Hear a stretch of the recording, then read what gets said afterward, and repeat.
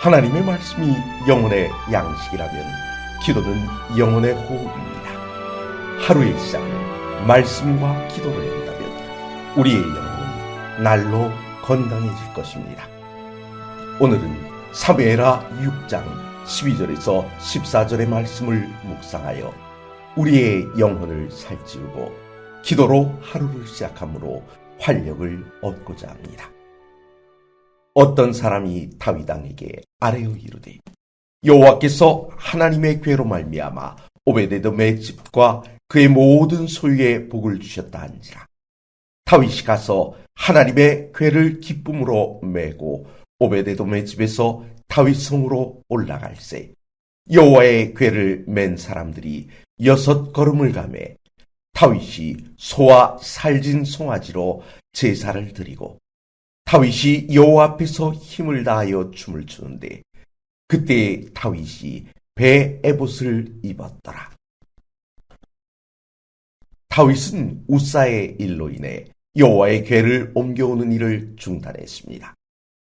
그리고는 여호와의 궤를 오벳에돔의 집에 맡겨두었습니다. 그런데 어느 날 그 오벳에돔의 집이 복을 누린다는 소식을 다윗이 듣게 되었습니다. 이러한 소식을 듣자 다시 궤를 옮겨오기로 결정합니다. 가만히 돌이켜보면 지난번의 실수는 다윗에게 약이 되었습니다. 지난 일을 돌아보십시오. 다윗은 여호와의 궤를 모셔오며 자기에게 복이 될 것이라 여겨 하나님의 성물을 다루는 법을 지키지 않았습니다. 목적이 선하면 과정은 대충 지나가도 될 것으로 여겼던 것입니다. 그런데 이번은 달랐습니다.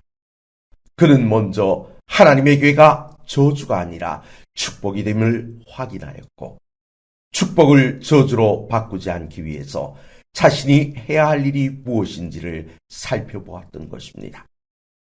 그럼 무엇이 달라졌을까요? 첫째로 하나님의 법을 따라 시행한 것입니다. 여호와의 궤를 옮길 때에는 제사장들이 어깨에 매야 한다는 하나님의 법을 따랐다는 것입니다. 매일의 삶이 주 안에서 형통하기를 원하십니까? 그러면 하나님의 법을 따라야 합니다.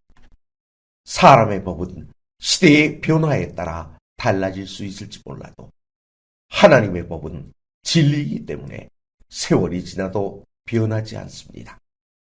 그리고 두 번째로 다윗이 행한 것은 궤가 진행할 때 그 앞에서 제사를 드린 것입니다.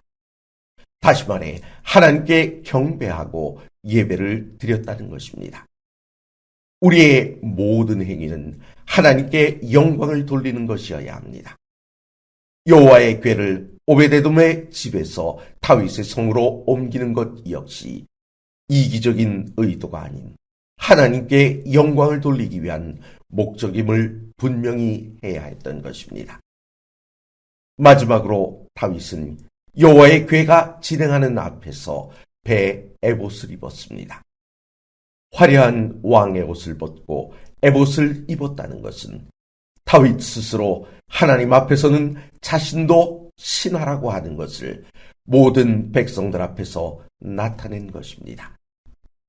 말씀과 기도로 하루를 시작하려 하시는 성도 여러분, 내가 하나님의 백성으로 살아가고 있음에도 매일의 삶의 장애물이 많다면 어떻게 해야 할까요?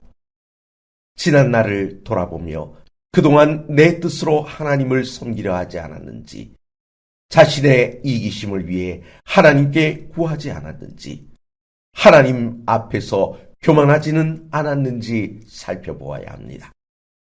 그리고 다윗처럼 모든 것을 하나님께 맞추어야 합니다.